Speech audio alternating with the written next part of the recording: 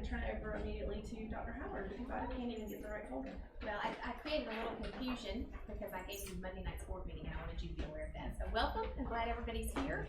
And it's a rainy day. Appreciate those of you who were able to make it. Just as an awareness, thank you Mr. Brooks and Ms. Wheeler and Ms. Wilson for being here. Mr. Bryant is traveling in from the airport, so he's joining us via conference call. So he's a figment of your imagination, but you'll hear his voice periodically. And Mr. Cronick is going to join us as soon as he can. He had a small part in the FFA banquet that is happening tonight. It's a busy time of year, and I think everyone is stretched in many directions. So just a couple of quick reminders, but we do have a great agenda. I just want to make mention to all the board members that I did share with you Monday night's board agenda. We have a packed agenda. A couple of highlights. We will be able to reflect on the experience of Relay for Life. So just a reminder that we have Relay for Life tomorrow evening. Those of you who are available, it's right here at Jackson County High School at 6 o'clock. And also this is our retirement celebration evening. So we'll have a reception for our retirees, and Dr. Blankenship and Amanda have worked diligently to make sure we appropriately recognize those folks. And as always, Dr. Morris does a fantastic job of providing outstanding servings of great cupcakes, so we'll look forward to that as well as other things. And the main thing I wanted to point out here as well is that we'll have 2 school recognitions. We will be at Jackson County High School, and so we'll have their celebration, but we're also going to celebrate Benton Elementary School. This is a large crowd, and since this is the 80th anniversary, and we want to make sure that we recognize their efforts there Monday night, and then they'll be able to reflect on the parade as well, so that'll be an exciting event. And then one other highlight, and you've got it before you, but this is something new that we would like to start. And Monday night we are going to recognize all students who are graduating seniors who have committed to enlist in armed services.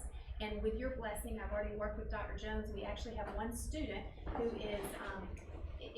has enlisted and made arrangements to graduate early. He is actually leaving before graduation. So his parents won't see him walk across the stage, and Mr. Bryant was at an ROTC banquet, and he said, why don't we let that young man walk at the May board meeting since he's going to serve our country? So that will be an addition to our agenda on Monday night, so we'll look forward to that. So with that being said, graduation dates, just a reminder, at 8 o'clock, and this year has been quite a busy and eventful year, but we are spoken to both high schools, and I think we're going to have another great year of the last push and an increased graduation rate, and celebrate some kids as they take the next step in their journey. So reminders there for those times. So with that being said, I'll turn it over to Mr. Nicholson, who's going to talk through a few things going on with leadership and performance, and I think we have a special guest or two here. We do. So before I go through some of our agenda items, I'm going to turn it over to Melanie Brittman, who has 2 special guests to talk to us about extended school year offerings, specifically Camp Champion, I believe. And Elaine wanted me to tell you how sorry she was she couldn't be here. She got sick this afternoon and had to leave, so she was going to be here to introduce them. But we are delighted to have Jennifer Berkowitz and Stephanie Smith with us, and they're going to share some exciting information about camps they have planned this summer for our children with autism. Jennifer started her camp last summer, and Stephanie is going to come aboard this summer with our middle school children, but Jennifer had our elementary students with autism at South Jackson, Camp Champion, and you'll have to tell me again, ASD stands for Amazing Student Discoveries. Amazing Student Discoveries. So we are so excited that we're here to share this wonderful experience with us, and I'm just going to turn it over to you. Where's the least awkward place for me to stand? Where do people usually? I have 10 minutes of photos that y'all are going to get to look at while I talk. So you stand where you're comfortable. That's great right there. That's where most folks stand up. Right here or right over here. They're going to probably be looking at these screens. There's a power situation up here. Okay. So this is our Camp Champion logo. Press the space bar. It's just going to keep going. I should have set I don't do self-monitoring well, so I'm going to try and keep an eye on that clock. But 10 minutes is what I was slated. So we started Camp Champion last summer. It was really a dream of mine. I grew up going to a Jewish camp up the road in Cleveland, Georgia, and I've always loved the camping experience. And a lot of our students on the spectrum don't get to have kind of typical summer experiences. They just don't have access to it, or the camps, they don't handle the behavior really well, or the parents are just anxious about the concept of it, or anxious about them spending the night, or anyway. So this rose from a parent request, as many things do. She said, there's this camp in Banks County that I'm taking my kid to every summer. Why can't we have something like this in Jackson County? You know, I'd rather us have it here. And she said, I've tried to have it before, I don't understand. And then Risa Brookshire, my principal, said, talk to Jennifer. And so we got it together last year. At the end of post-planning, we were just planning on 1 week, and then we added a second week. So the second week was a very quick thrown together piece. So last year there were several more kids that overlapped, but the goal is to have 10 different kids for week 1 and 10 different kids. Alonzo, some of my, there are kids from South Jackson, obviously, but as you all know, South Jackson serves students from all over the county. So part of the goal was to tap into the kids in the self-contained programs, well, the EBD self-contained programs that might happen to have autism. And so we have kids from all over the county, all elementary school age, average intelligence, average verbal skills.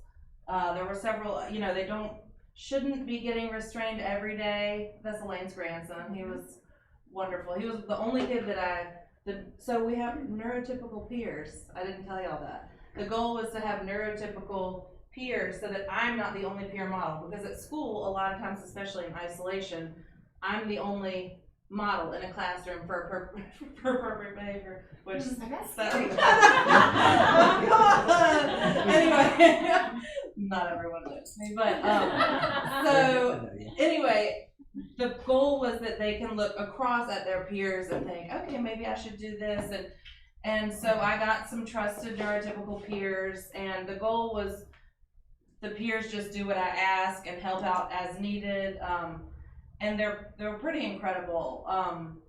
We had arts and crafts. We went on the nature trail every day. We worked in the garden every day. Our school, we're fortunate to have a lot of beautiful nature around us. As most of you know, the land around South Jackson's gorgeous, and what's been done at the nature trail and with the garden is really beautiful. And so I just look at that. That was one of our speech pathologists who helped me out, and it was really cool because she was able to see, oh my gosh, this child, I thought he mastered this goal, but he didn't generalize it. So in the one-on-one speech setting, he had mastered a goal of something about like conversational initiation, but he didn't master it in real life. So she was able to see that, and I was like, oh my gosh, can you help me next year? So she's going to be my co-counselor for one of the weeks this year, and Jenna Banks, who I'm sure many of you know, is going to be my co-counselor the other week. So this year we have kind of an upper elementary school grade is the first week, third, fourth, and fifth, and the second week is kindergarten, first and second, and it just happened to be like that. It was just the way the kids across the county fell, so I thought it'd be cool to have it organized like that. And we have an amazing parapro who is kind of the epicenter of our self-contained EBD program, and she is in charge of our opportunity room. Eve Martin, she's pretty stellar as far as any human being could be. And so she was kind of my crutch. To be honest, I was nervous about restraining on the fly, especially kids that I didn't know, and so I knew that I needed to have somebody that was excellent at, you know, behavior support and all those ways. This is one of my favorites. The kids were just overlooking the ledge on the nature trail, but then one of the special kids turned around and looked at that one. Oh, so sweet. But I have a lot of these kids that go to our school now that are talking about it, and they're like, why can't I go to Camp Champion? I want to go to Camp Champion. And I was like, you have to, you know, it's a special camp. You have to be invited. I can only have so many people come. But part of it is also teaching the children about autism. I'm a big believer that part of all of our superpowers is knowing what our strengths and weaknesses are. I mean, it's a lot better to own your stuff. And they also had firemen come. I knew I'd have some visual reminders here. We had firemen come. The Jackson County Fire Department was excellent, and they gave the kids demonstrations and let them hear all the noises, because as you can imagine, there's massive sensitivity for these kids, but also obsession. So like sensitivity about the noises, but obsession about the fire trucks. And so we really kind of had to walk through a lot of that, and the firemen said, these are the kids that we need especially to not hide underneath the bed when we come in there, you know, and so it was great getting them out there in the last day, and then they were able to play in the water. And this was one of the coolest things because so many of them, you just see strengths that you don't see in an academic setting. I mean, I was telling somebody today, I said, kids don't see me for things they can do. They only see me for things they can't do. So, you know, you don't often get a chance to see just authentic strengths outside of the academic setting. This is my friend Hope Hilton. She came as our local artist in residence and did arts and crafts because I just didn't want to be in charge of doing every single little thing. And she's just amazing at working with kids on the spectrum. 6 minutes. Do y'all have any questions? Any questions? No? Well, I'm curious, how is this funded? Do the parents pay? Well, Elaine's decision was that it be done as extended school year. Oh, good. So any kid that's, that comes has to be qualified for extended school year, so they have to have some sort of behavioral or social goal that is relevant to this type of world, aka it's not academic. I'm not gonna be doing, math. No. And so then it's just part of their IEP. That's great. And last year we had no kids that were riding the bus for extended school year transportation. This year we do have some, and Dr. Morris, we're getting to use I don't know the name of the wonderful free food. Yes, there you go. But that was very helpful. Also, a lot of kids, kids can be super picky eaters, especially when you give them the option of what to eat. But it was amazing, some of these kids that their parents were like, they won't eat that. And then they ate it because it was there, you know, so, and because they were hungry because they've been on the nature trail or, you know, in the creek. Very good. So you'll have 10 for each group? We have each about week? 11 or 12 for each week this year. Oh, Just, well, that's good. I know, I had to make a few exceptions. Yeah. But, there was a helper that helped last year that is one of our wonderful middle schoolers and wanted to come back last minute, and I wasn't gonna tell her no, so. I'm really excited about it. For me, it's a professional dream, you know, getting to do something that I love in my regular world. In our school world, my Jewish camp, like I said, that I used to go to, tried to get me to work with kids with autism at the Jewish camp, but then I would have to move there and spend the night, during the summer. Whereas this, I can still be with my family and get to be at our school, and I just think the kids had such a greater sense of ownership about the school, and they learned about their autism. Out of all the children that came last summer, I have a sheet that the parents signed giving me permission to talk about what autism means to their children and how can it be their superpower and how does it make things difficult. Just open, honest conversations so they can be advocates for themselves. And I only had one parent that didn't want that, so we were able to speak generally about it in a really appropriate way, and I just think it empowers them in different ways. And you never know what the trickle down effect will be. That's exciting. When did you say it is? In June? The week of June 5th and the week of June 12th. Yes. Okay, so I'm Stephanie Smith. I currently work at West Jackson Middle School, and I am taking the same parameters for the elementary, and we're going to transition it to middle school, rising middle school through 8th grade. So I was a little limited. I can't do 2 weeks like Jennifer. I'm only doing the first week, the Monday through Thursday. My summer got booked personally, so therefore I couldn't do the full 2 weeks or even the full first week. But this is going to be a trial run for middle school to see how everything plays out. You should have an agenda. Okay, so you have it in there. Okay, so basically, if anybody, I was struggling with a little bit, we don't have a nature trail, we can certainly make one, but we have plenty of woods at East Jackson. But I was struggling a little bit about activities, so I had the bright idea, if anybody's ever worked with Rachel Parr, she has slammed me with stuff, and I'm gonna work hard to do it from 8 to 12, but it'll probably be 8 to 5 every day, because when we sat down and met, her brain is like fireworks. It's just like, and I'm scribbling, and so basically each day, each of the 4 days, we're gonna have a literacy component. a health component, a lesson for the day, an ARC so that they can take something home. We have a gym exercise time, and we'll have the breakfast and lunch for Dr. Morris, which is great. It's actually going to be just across the street, housed at the high school, so I'll have that brought over. But each one of those components will have a story. The health component, only one day is not healthy when we actually eat. I don't know if you've ever had the dirt and the worms things, but the whole thing will be agriculture. So we're gonna learn about trees, we're gonna learn about healthy eating. Each of the books that we have outlines a different day, and along with that comes a lesson. It's a fun lesson, it's not anything, again, academic in terms of having for them to produce anything. And then their art is going to be reflective of that. So I'm really excited. I have 7 students already that I've had names submit for between the 2 middle schools, and of course I don't have pictures, but next year we should have plenty. So that's about what it looks like at this point, and I'm really excited, especially having, like I said, Rachel Parr. I mean, she's gonna have them building something before the end of the week. How many children do you anticipate having? 10. I'm gonna do 10 as well, and I have 7 so far. So, yeah. Jennifer and Stephanie are just phenomenal teachers. They have a true gift for working with these children with autism in particular, but just children with special needs, but especially our children with autism.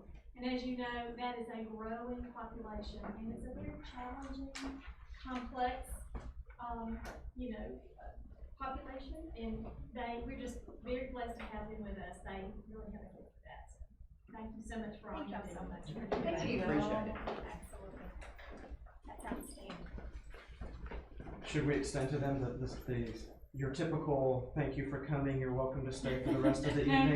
But if you have elsewhere that you need to be, we will We'll not take that frown upon you. option. There you go. We appreciate you all. I did want to say before y'all leave, if you have the opportunity to visit, I had the opportunity to go to Camp Champion last year.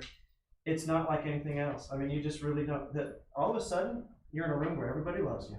So if you just feel like you need some love, or you've got some time to just go, they put me to work very quickly. And so if you have that opportunity, I'm assuming you would take anybody. Absolutely, to come help out. yes. So. I said we'll be building probably a fort by the end of the week, so come on out. And if you have any special talents or interests that you want to share, we have obviously guitar is always welcome, but I always say you never know when we'll be on the nature trail, so just holler that you're coming. But any of y'all are truly welcome and honestly encouraged, because it's not something that we get to do all the time, so it's pretty nice. Thank you so much. Thank you. I appreciate your extra effort on behalf of our kids. With y'all's permission, I'm going to go from the bottom to the top. Got it. If that's okay, because they're just real quick. Summer professional learning opportunities, just wanted the board to know, and anybody that's watching out there, we're changing our professional learning a little bit this summer. Part of that is to model our practices with this concept of personalized learning that we've been talking about, and we keep mentioning an LMS Canvas. We're not doing all of our professional learning online, but we want to start exploring some of the online blended approach. So some of our teachers, instead of pulling them together and trying to coordinate, are you going to be at the beach, you're going to be at the mountains, that we have a kickoff meeting for our content groups, but then a lot of their communication and their work will be done via Canvas, which is pretty exciting. It gives them the opportunity to explore what it would be like to be a student and be a teacher before we go down the road of beginning to implement that in our classrooms. So something that we've done in the past is we pull all the teachers together for a week.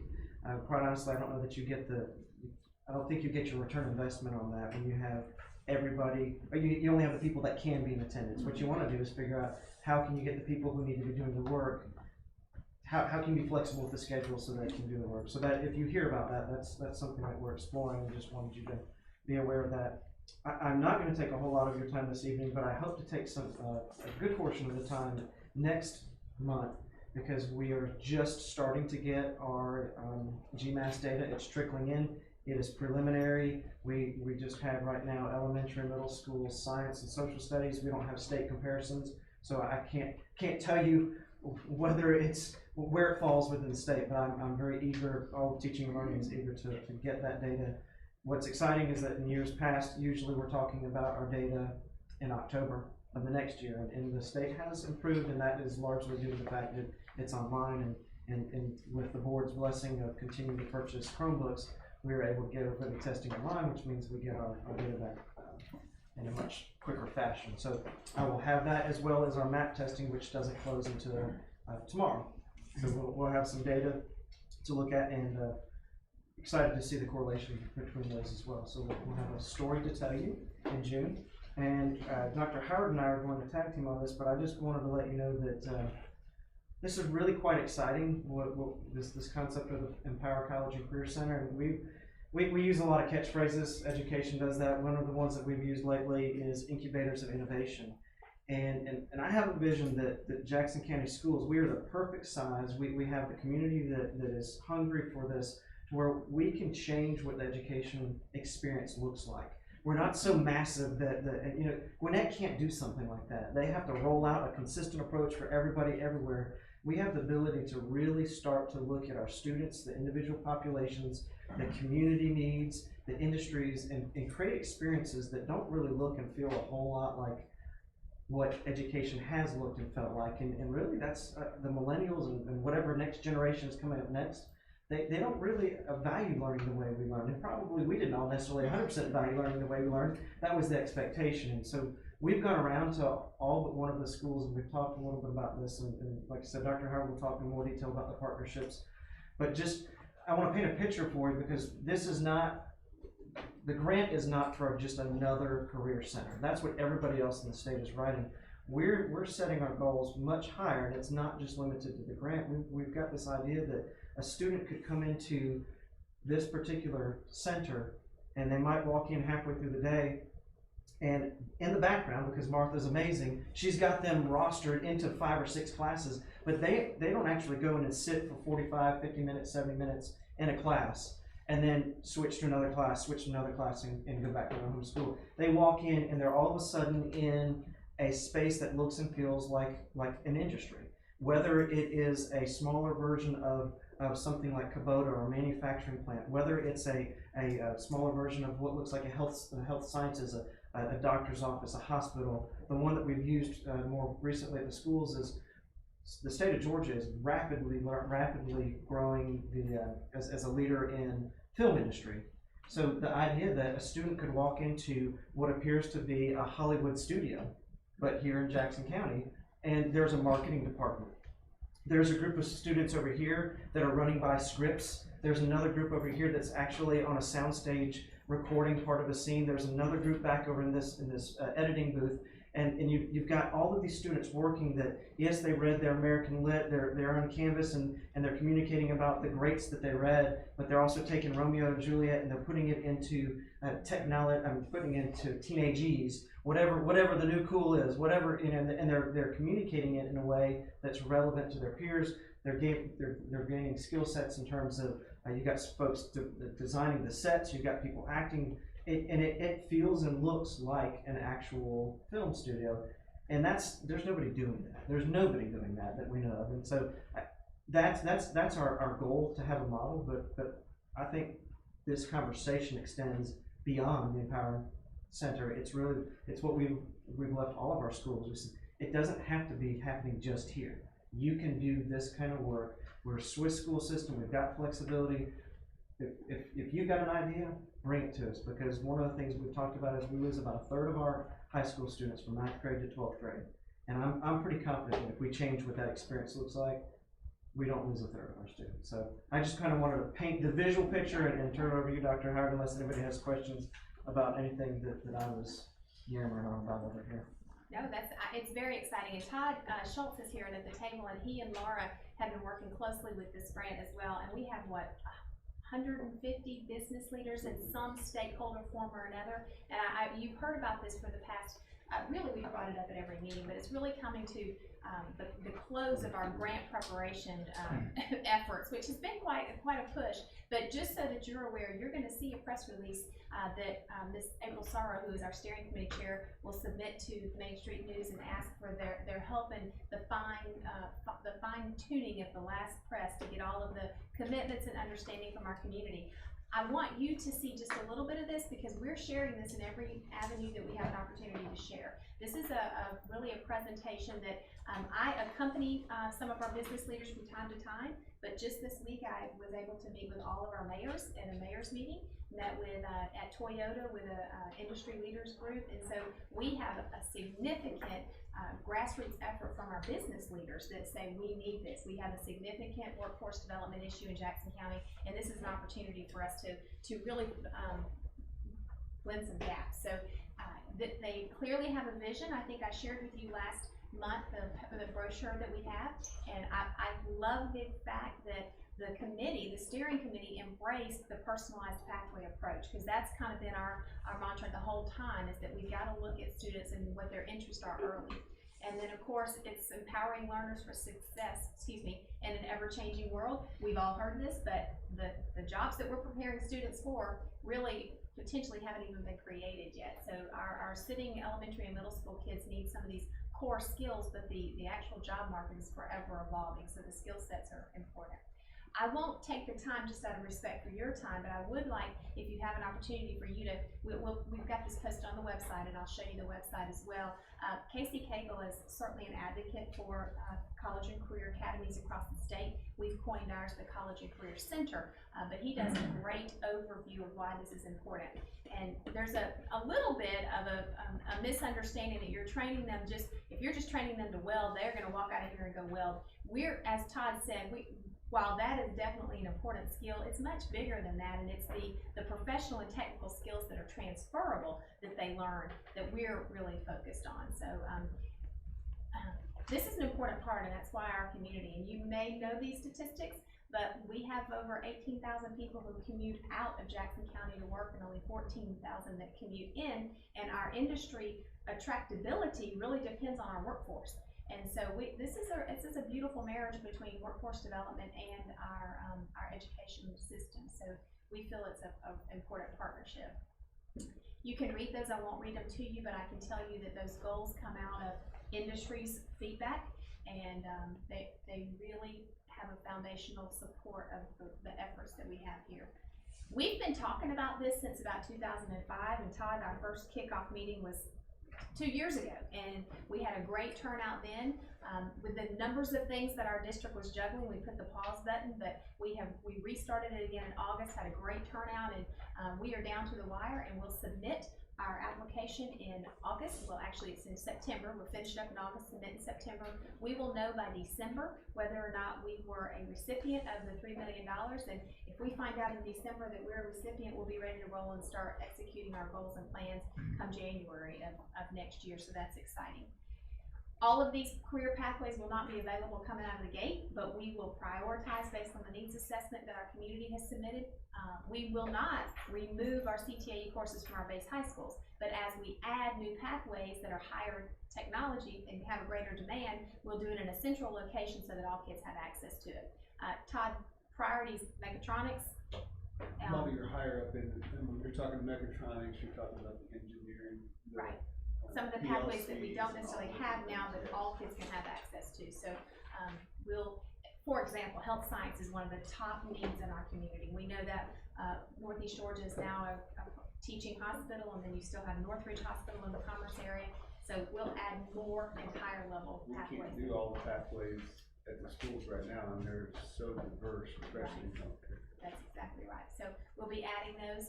This is what our industry wants to see from us. These are the greatest areas of concern. And as Todd described, our goal is to really have an experience that's different at the College and Career Center. So when you kind of walk across that threshold and you're entering a new location, you elevate your professional and technical expectations for students. And kids will actually be graded on their work ethic. They'll be graded on these soft skills that are an expectation, and that's not something that you really have any leverage to do right now in your base high schools. So the greatest part that you probably want to help us to promote is that many of the courses, most all, will be move on when ready, which means they will earn high school credit as well as college credit.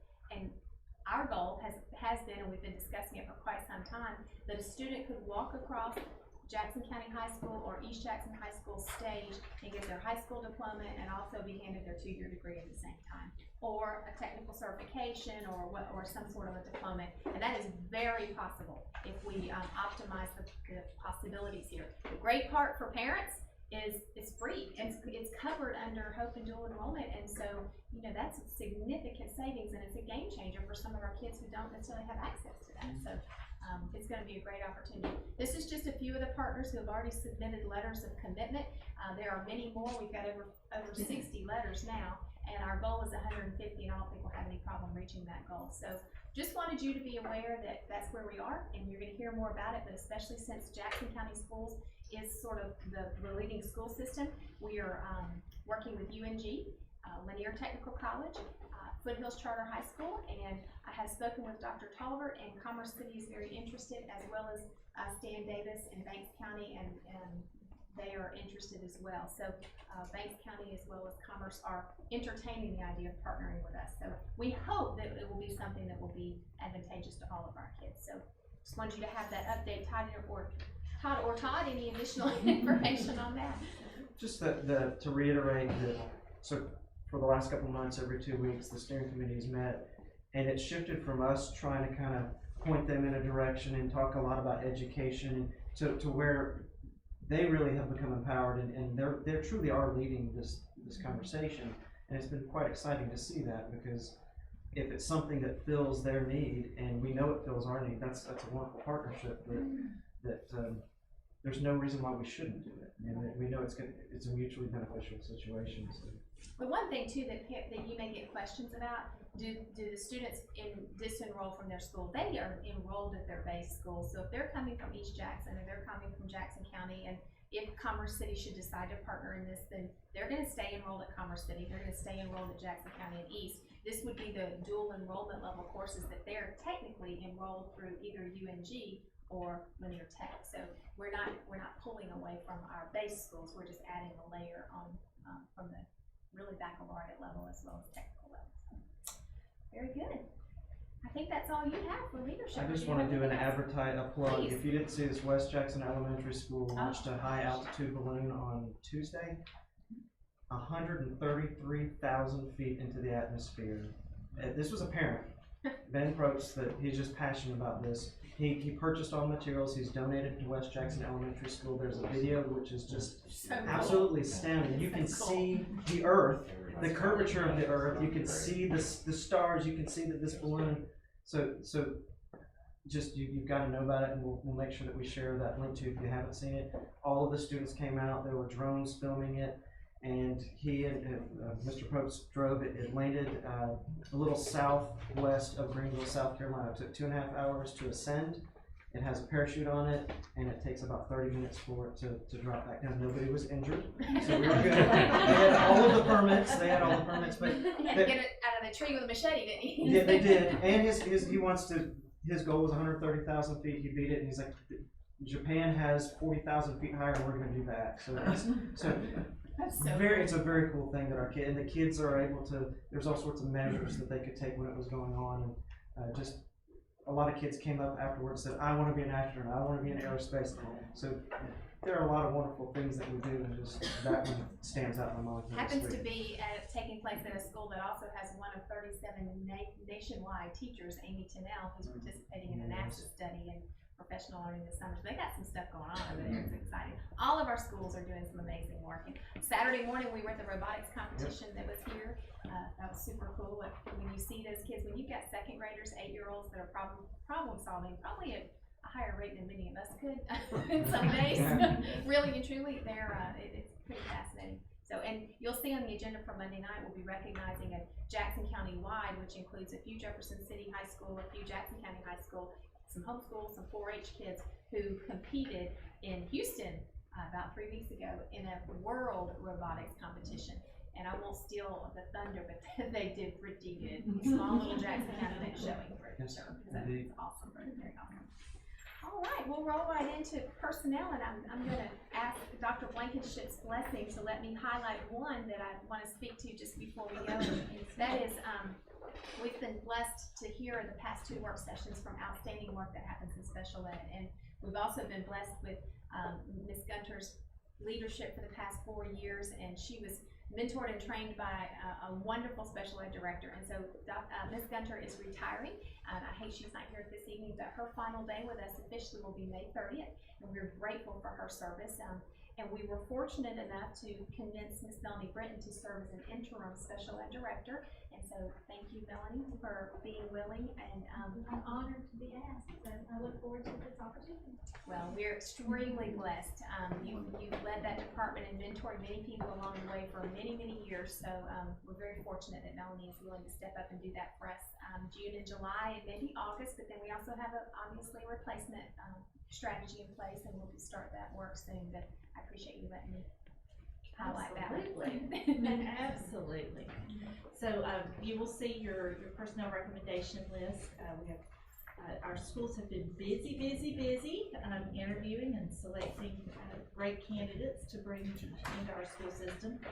And, we have a few transfers, and then, as is, happens at this time of the year, we've got some resignations as well. So, and just a reminder, I'm not sure if we mentioned, but one of the things that I'm going to be doing as the school year closes over the next few weeks is to do some exit interviews with the people who are leaving, so we can get a sense from them of what we're doing well and what we might need to work on. And also some interviews, these will probably come a little bit later, but with some of our teachers that we have here in the system to find out why they stay. And so that will give us a good sense of that picture as well. So, so that's something that we're going to be working on in the next few weeks, month or so. The following, we also may have a couple of additions. There are a couple of positions that are being finalized over the next couple of days, so we may have an addition or two that to be added to the list. The next piece that you have are our supplement schedules that need to be approved. And I just want to point out to you that these supplements that were frozen, we've gone through them, and most of these are supplements that we're not going to be using, and so that's why you see the strike through. We don't foresee using them at any point in the future, so And Dr. B, I think we probably have a correction for Monday. That top one is not frozen. Assistant Superintendent for Teaching. Yeah. Unless there's something that you need to tell me. And I prefer not to do it on the camera. You are right, it is not frozen. I think what happened is I took the highlighting off of it and didn't take that out, so we will correct that for you.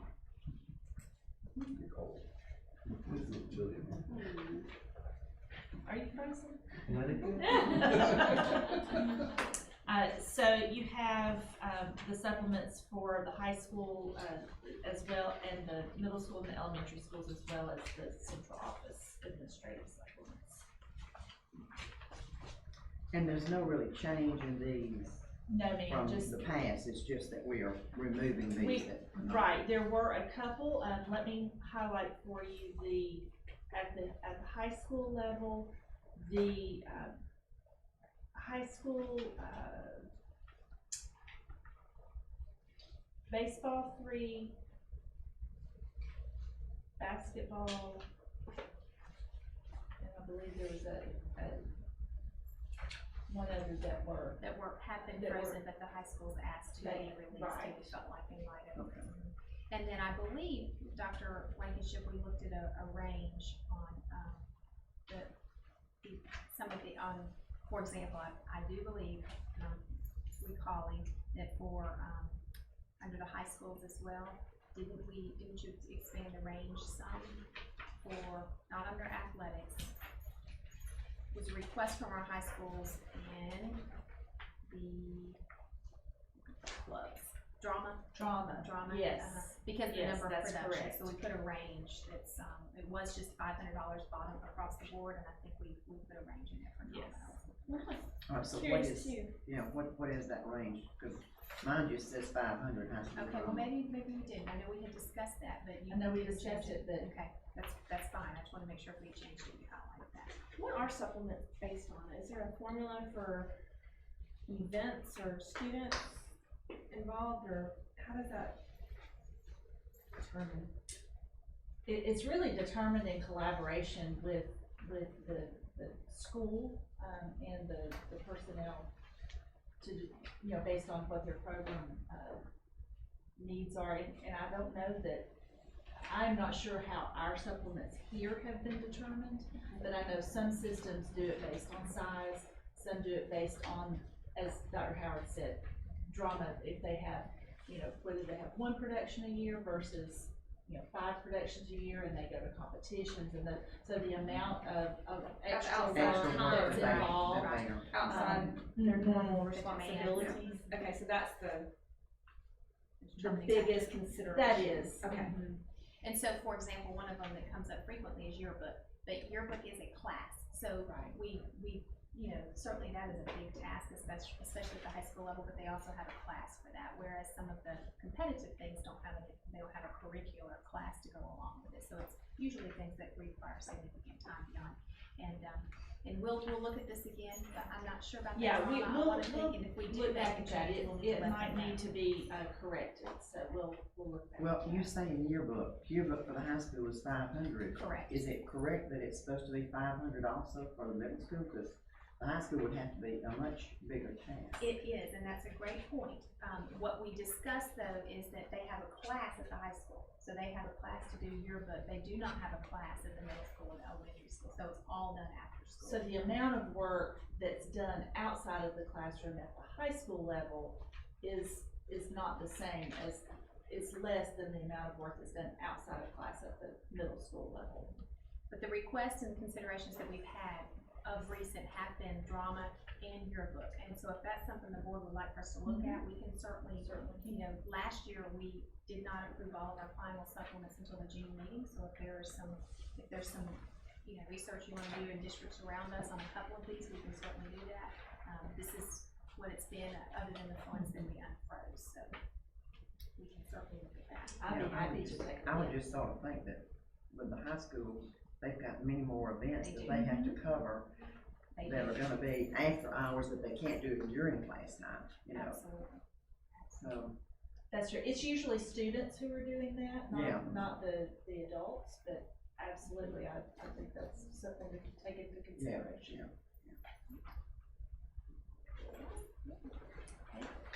And then the final piece is our non-teaching salary schedule.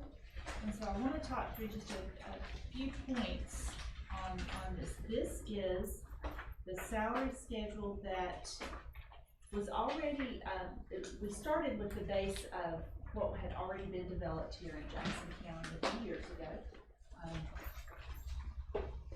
But we had two goals as we looked at this. One was to create and to revise this schedule so that it clearly articulated a salary progression from entry point through retirement.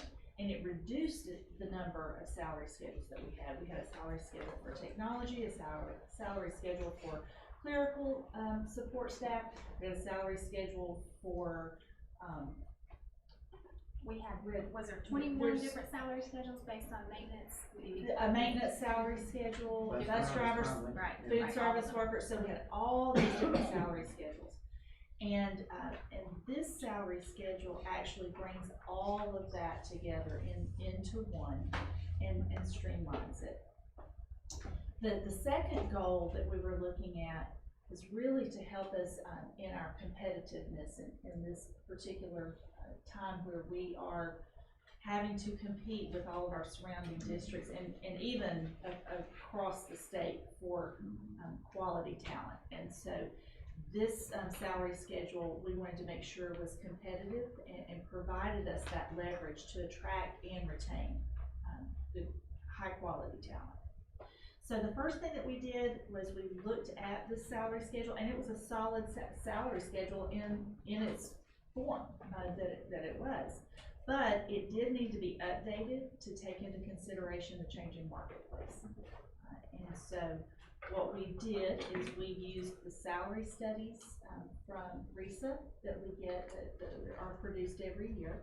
And that gives us a comparison across the state, and then hones in on our local area as well. So we were able to look at how our salaries compared to other medium-sized systems in the immediate surrounding area, to other medium-sized systems within our particular size range of 6,000 to 11,000, and then also our salary ranges compared to other medium-sized districts just in all of North Georgia. And so based on that, we made a few adjustments to some of, because there were some places where we were well below what those median ranges were. Then we looked at some positions, some non-teaching positions that were not originally on the teaching schedule, non-teaching schedule, and we added those as appropriate. And some of those positions were the school psychologists, the speech language pathologists, and some of our technology positions. We had some technology on the schedule and some weren't. So we wanted to make sure that in all the job categories we had all of those positions represented. And so what we have here is, just as you've seen before, is a range of grades 1 through 32 and steps ranging 1 through 100. And then you have your minimum and maximum salary at each range.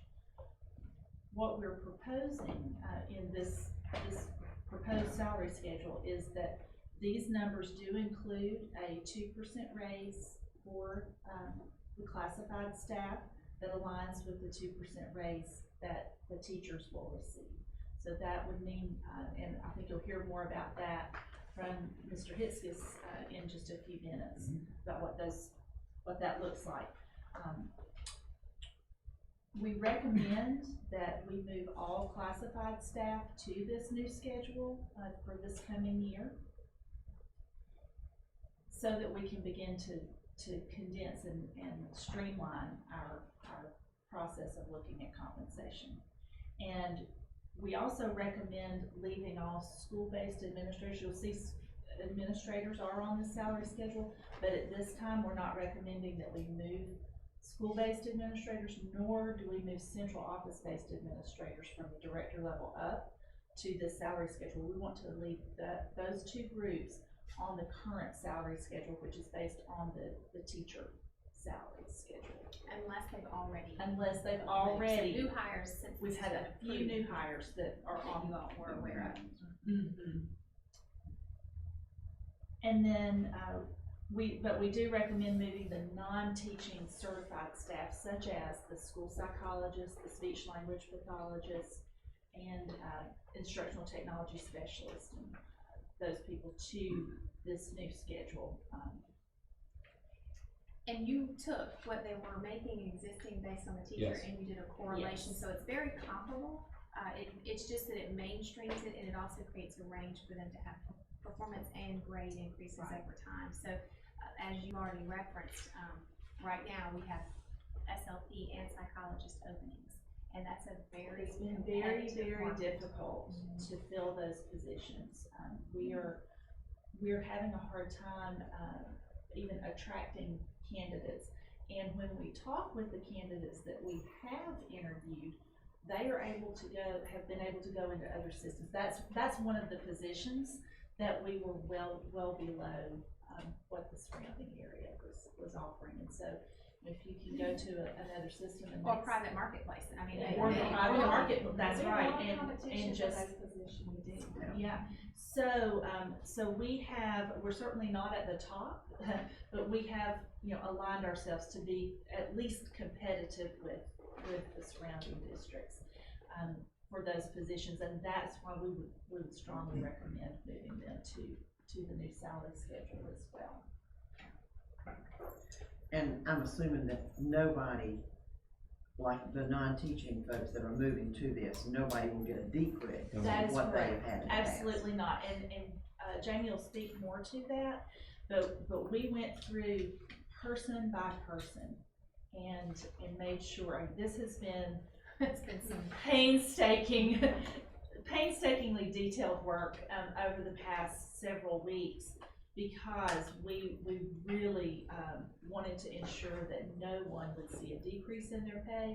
And, you know, if possible, everyone would see the slight, now, everyone will see at least the 2% increase. So, and so we looked at the what their target salary would be, which the way we calculated that was what their salary would be moving up on their current scale to this next year, and then what that, with that 2% increase. So that was the target salary, and then we looked at what their salary would be on this new scale, and where we needed to, we made some slight adjustments so that they would not decrease in their expected pay. And this may have been true before, I guess I just hadn't noticed it, but is this, currently what we're doing, $6 per student for, That's not how we do it now, we do it by teacher. okay, well, that's what I was $12 thinking. per teacher, so we've shifted So to. this is new? That is Okay, new, but it's a that would change. only be for new hires, hires, it's that's not for correct. veteran folks right now. No. Is that typical in other That's a standard in System. other systems. in this area, I'm assuming? Yes, ma'am. We've done it by teachers. Along with teachers too? No, you go with this scale, and instead of doing Instead of teachers, you do teachers. by students. Yeah. It's in place though. So you have this before you, if you look over it, study it, please, we encourage you to look at it with a fine tooth comb and ask questions. You guys are fantastic at carefully looking at things, and we're actually very grateful.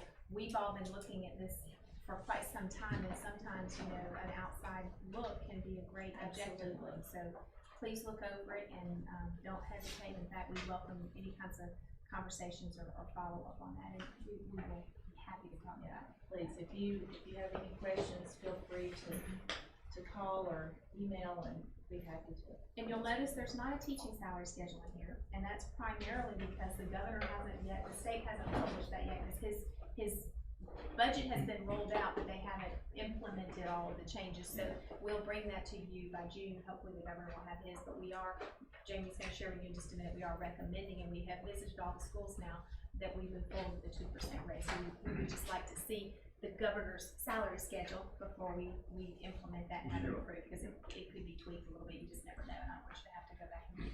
So we'll bring that to you as soon as the governor or the State Department has published the state salary schedule. Ms. Wheeler, did you have another question? No, I don't think I'm good, thanks. So I'm very excited. As I said, we have visited the schools and they've asked great questions, and I think that we've brought some clarity and understanding to how the potential misunderstanding about the supplement, and the questions they have asked have been great. And we're just very grateful that the schools have made the sacrifices they've made over the past couple of years to get us to a place that we're gonna end with a great fund balance, and that's part of the story that Anna and Jada will share in just a minute, that we're making great progress. But they also are very grateful that we're able to go down this road, and it's a great place to be, and we're appreciative to them. So y'all been to all the schools? All but now? North. We've been to North is our last visit next week, and it was just a matter of schedules, but you know, getting things everybody going on in. and getting everybody in. But we have officially visited all of them, I think. Last week was busy, so it's been good. And we've shared those kinds of legislative and financial updates, and we shared Empower College Career Center as well, so they had a picture of kind of what's going on at the district. So, all right, the story is good, and it looks like the first item under financial is SPLOST, and so Miss Dodge, are you taking the lead on that SPLOST? He's turning over the reins for a little bit and let me Yeah. For just a minute. give some of this good It's good information. news, just the good news. Huh? Yeah, SPLOST does look fantastic this month. Wow. As you can see, we're back well over, $500,000, and we are above every measure from month over month, Year over year. or year over year, and compared to the average.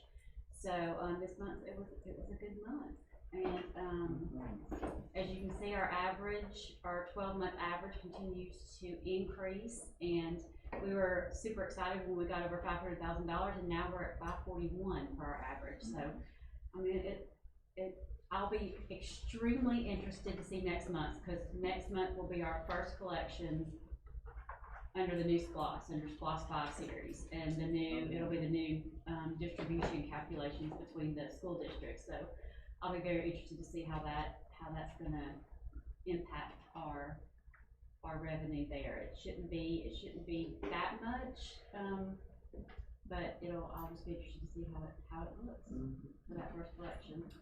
And then if you wanna look at the next piece of great news, it is, the fund balance sheet where it's the comparison. And as you can see, we are at $9.8 million at the end of April.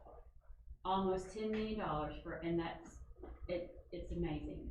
So, again, we've not had any fund balance like this since 2011, 2012. And, It's gonna even put more us- than 2012, isn't it? Yes. And it's definitely leading us to believe that we will end, like we've said before, definitely 6 million and probably well over that. Closer to 7, probably. Yeah, it's Maybe looking that more. way, and, we even went back and looked and analyzed, the balances that we keep in the investment account for them to draw interest until we actually need to transfer them over to cover operations, and our balance at the end of this month in our investments is 4.6 million more than it was this time last year. So we've not had to transfer as much to cover operations, so it's definitely a very, very, very exciting trend and story. And Mr. Bryant, are you still there? You know, I wonder if I'll go. I am. I'm in a little bit of shock. That's great news, I just wanna make sure you heard that. yeah, well, you should have given us a little woo-hoo. control. And the people here on 85 are a little shocked. Don't run off the road. Don't look out that bridge. Yeah, don't miss the detour. One question I do have, Anna, is what's the magic number as far as we need to carry over and not to require a TAN for next year? Oh, Lord. It's about 9. Ooh, crystal ball, let me see. Honestly, we've looked at it and, we could very, very easily squeeze through this year without a TAN. I'm not gonna promise, because I don't wanna put us in a situation where, we're having to not pay something and we're focusing more on, the big picture rather than penny by penny.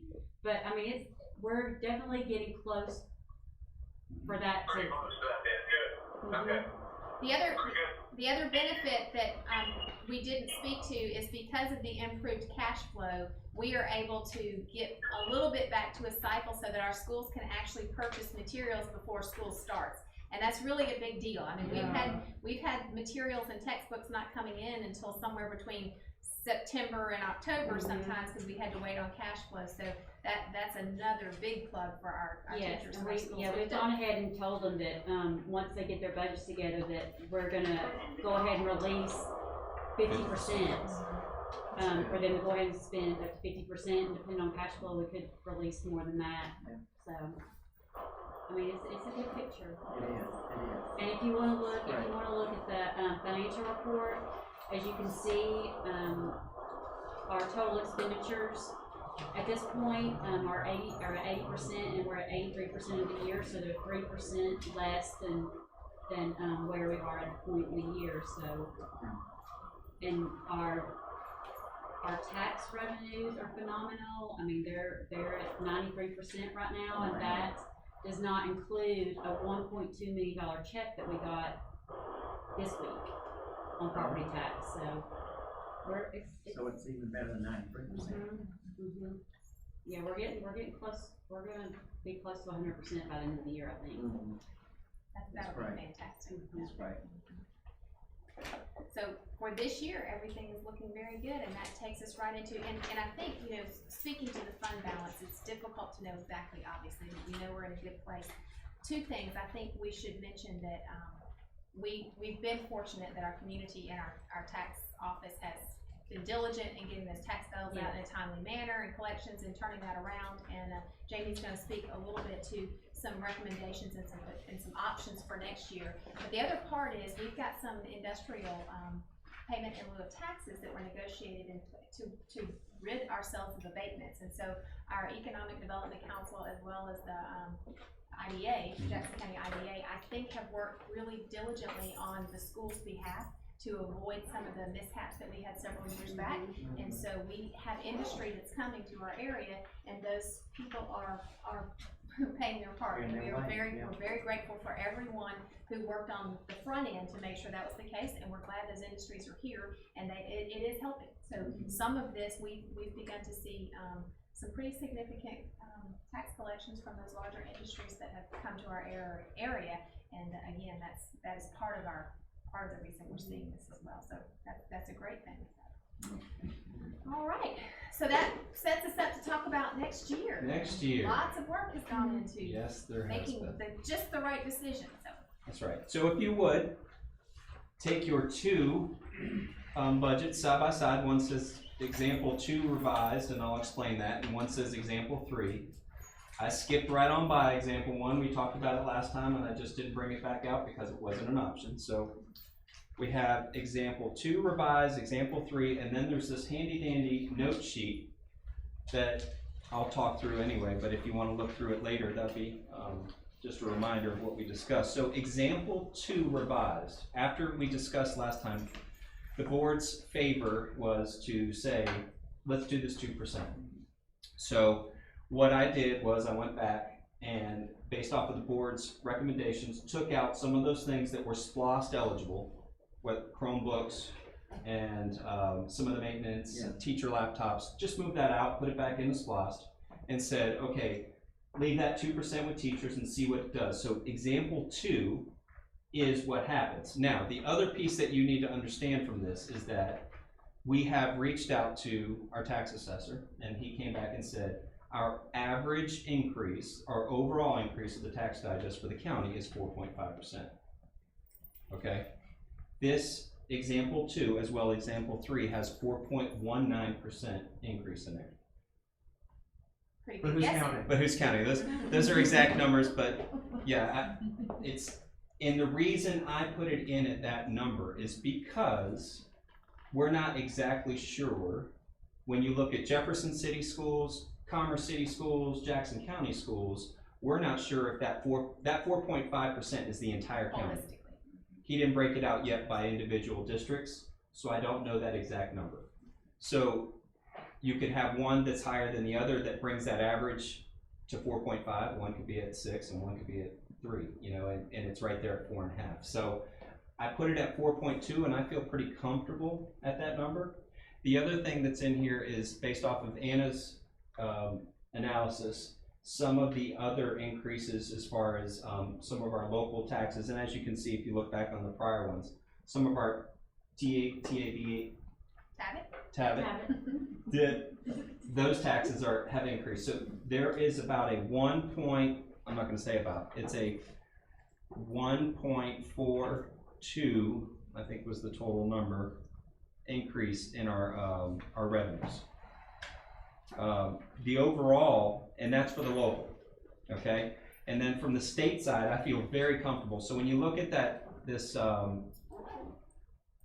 chart, I gave my confidence level as far as each one of these funding sources to say, how comfortable am I with this?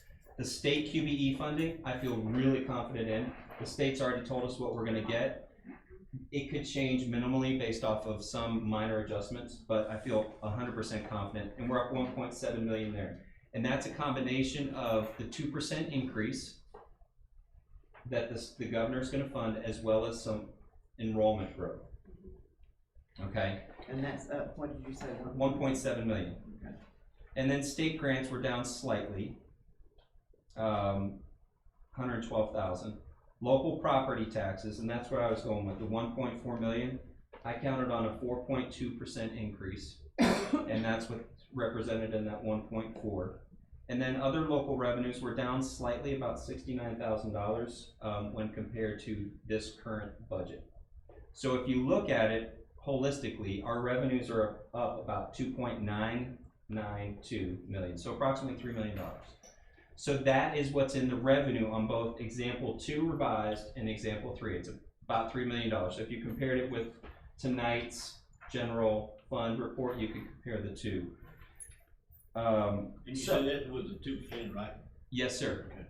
So both of these have 2%. The first one, so now let's talk about that, Mr. Brooks. So example 2 revised is 2% for just teachers, only teachers.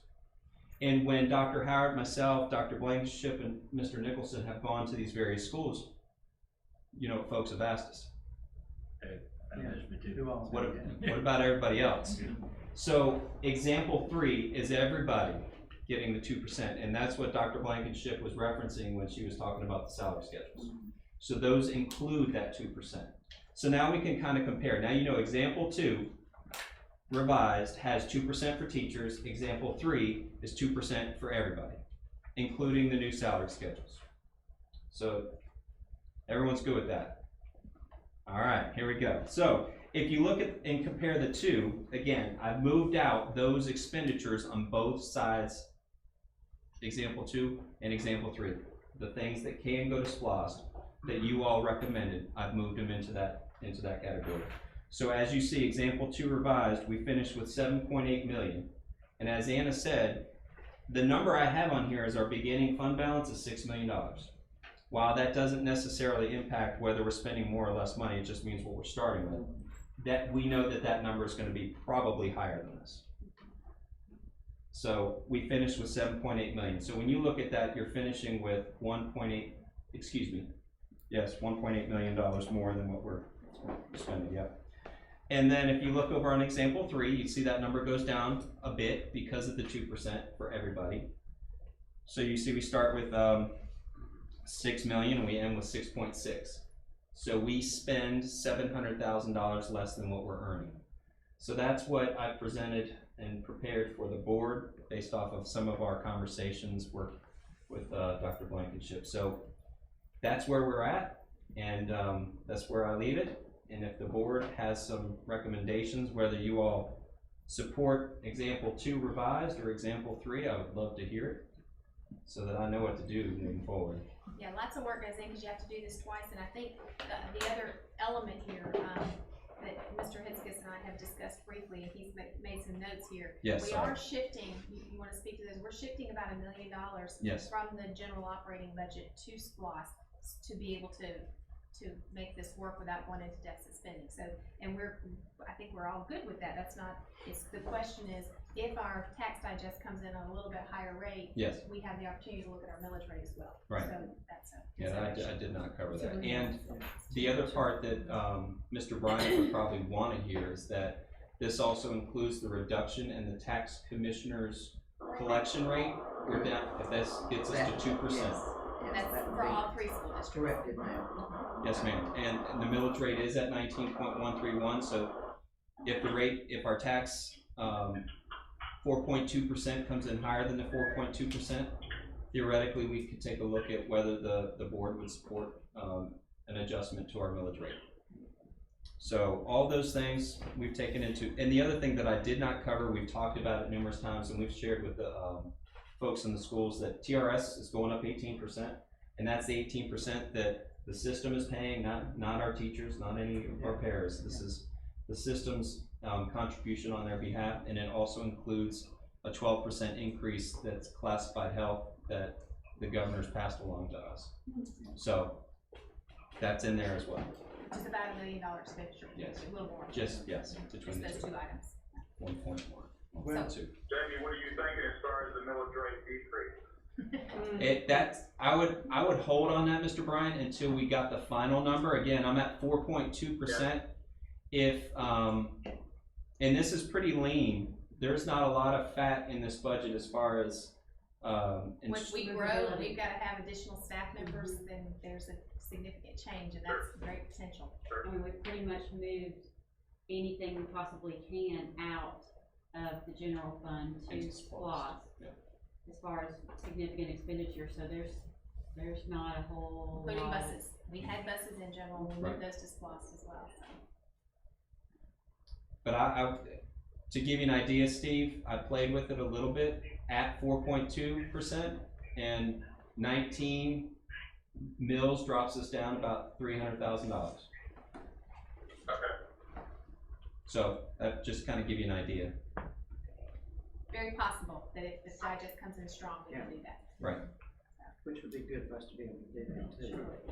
Well, and I mean, hearing all the good stuff that we're been given tonight, I really wish we could go with example 3.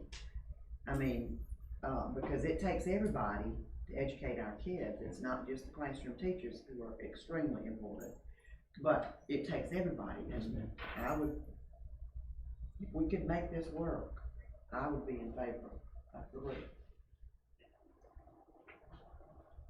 Any feedback from Mr. Brooks? It or looks Mr. good to me, Martin? I mean, I'm tickled.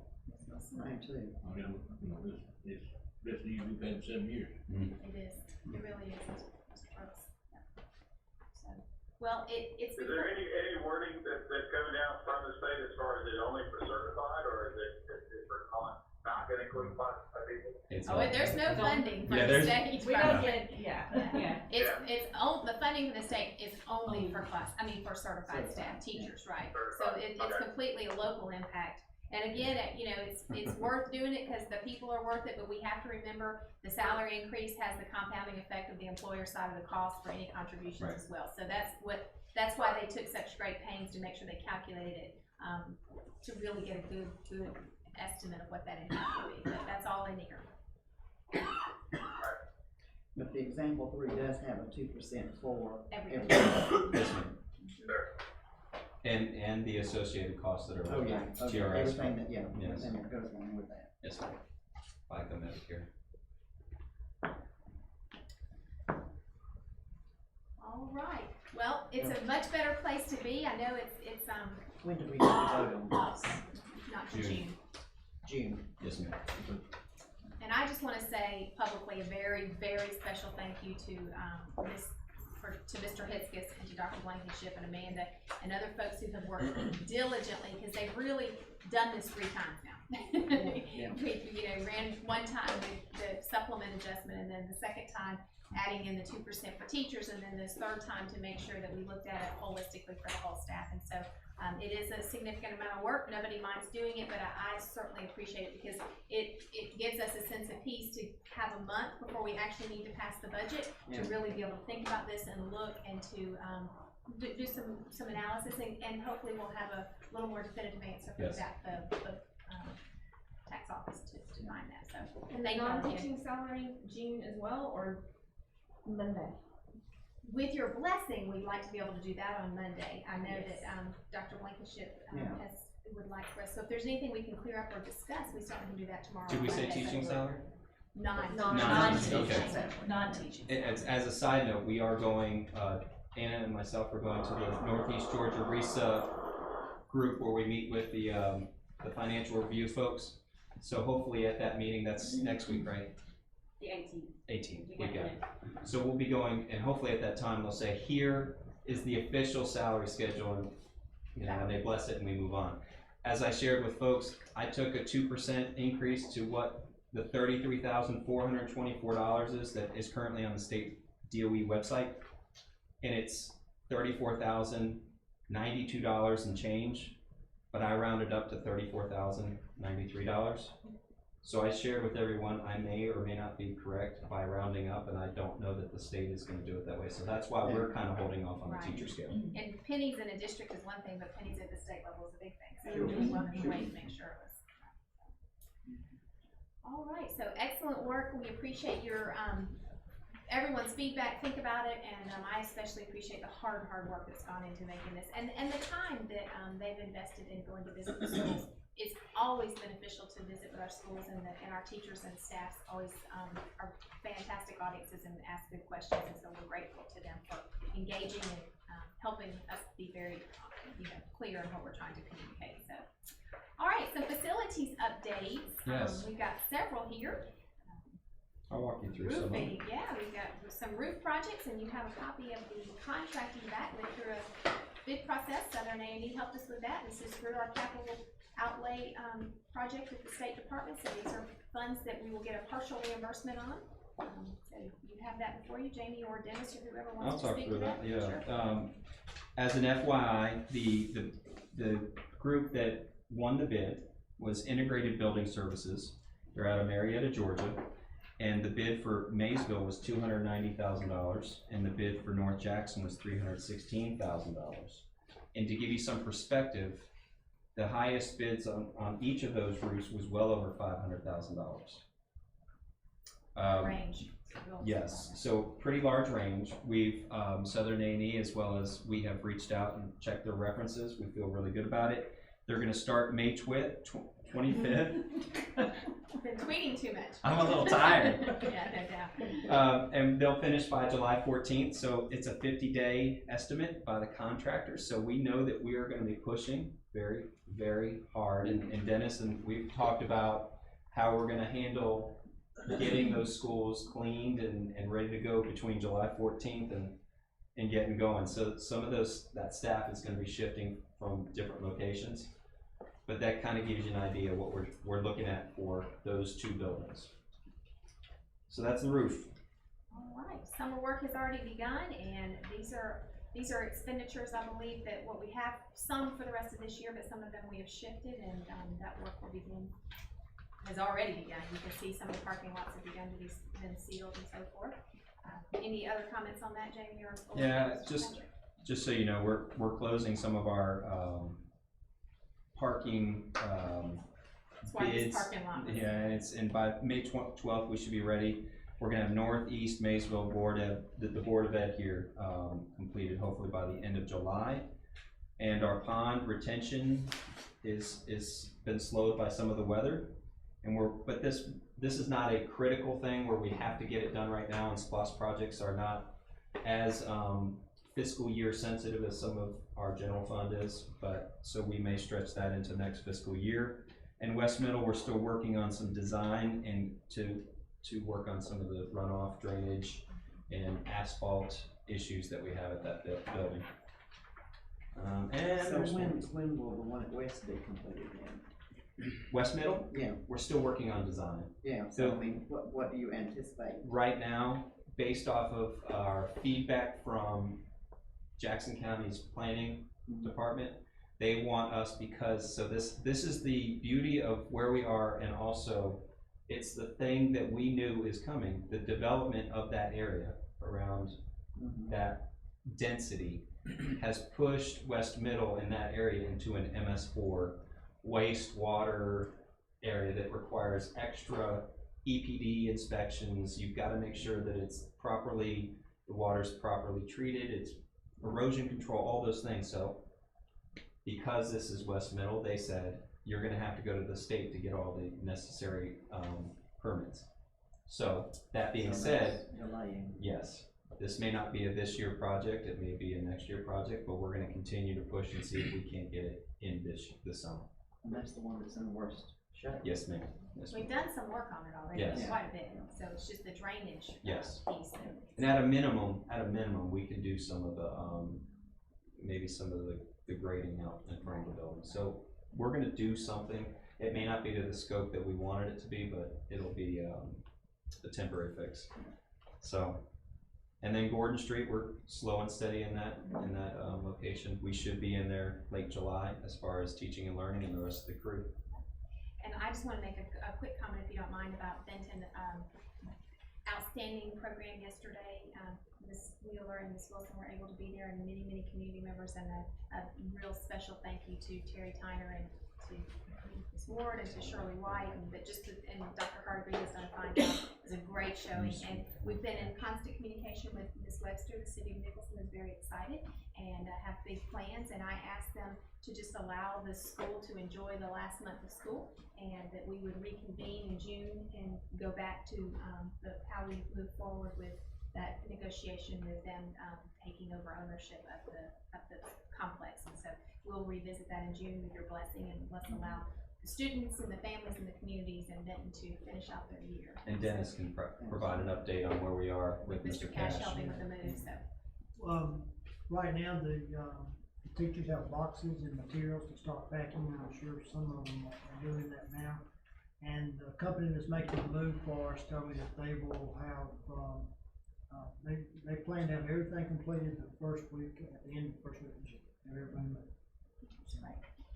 Have been at East Elementary and South Jackson. I do not want to fail to thank Ms. Brookshire and Ms. Halley, because they have been very much alongside the students and the teachers at at Benton, and they've embraced those kids. And there's a transition day on May the 9th, which is Tuesday, and all kids simultaneously are going to go visit their new school. So every child that was impacted by the rezoning is going to transition to their new school and be partnered, and so they'll get a half a day at their new school and have an experience where they're going to be going. And we just really owe our principals a great thank you for the work that they've done and trying very hard to make sure that the children have a very smooth transition. And so the work that's gone on there is, I am very grateful for it. I think on all of our behalf, they're going to make for a really good move there. So that'll be great for our kids.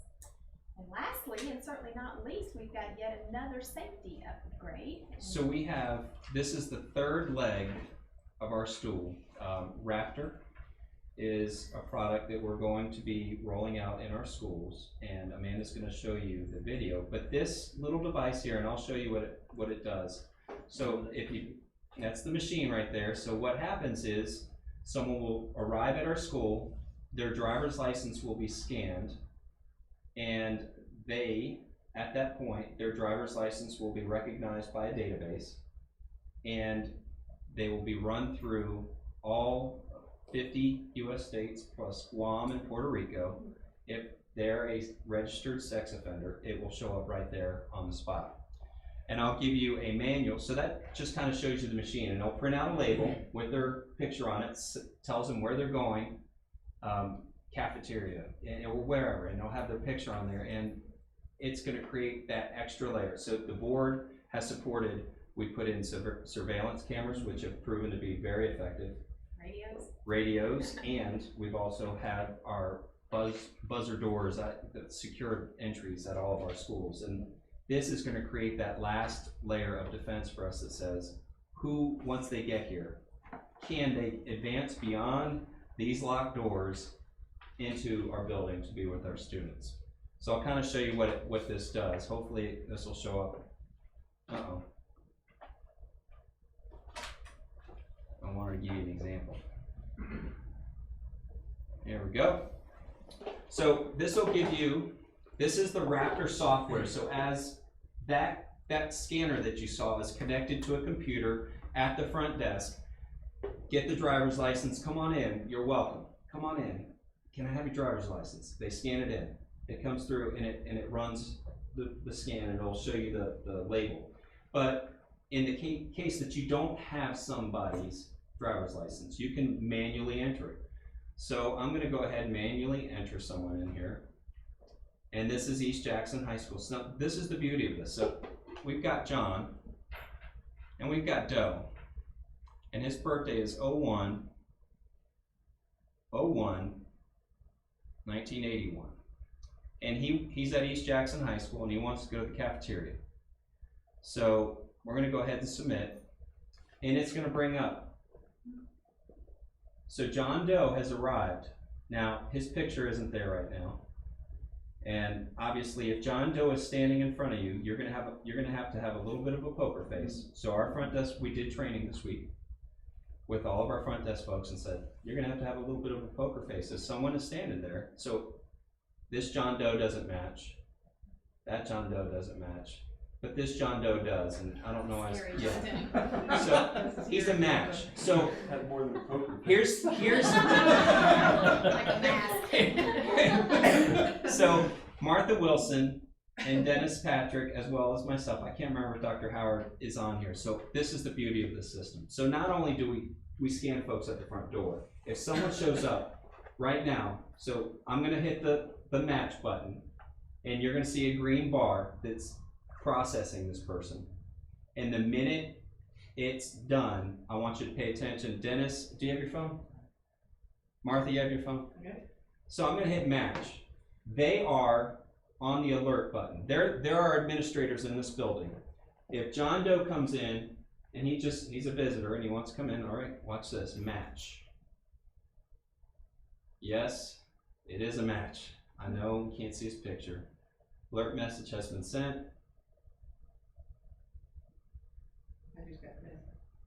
They just received a message. So if they're in the building and they're administrators, they're there. Service.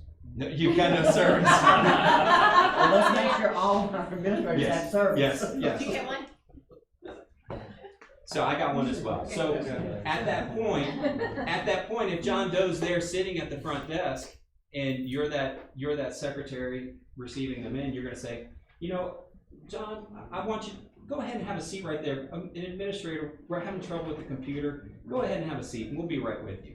And at that point, you can take action from there. So, and this has multiple functionalities, but just so everyone knows, what Ms. Bridgman has shared with folks via Facebook, internal and external, is going to be essentially, do not be surprised if we ask you for your driver's license. It's an expectation. We can do a manual entry, but when you come to our schools, the expectation is we're gonna make sure that everyone goes through the system.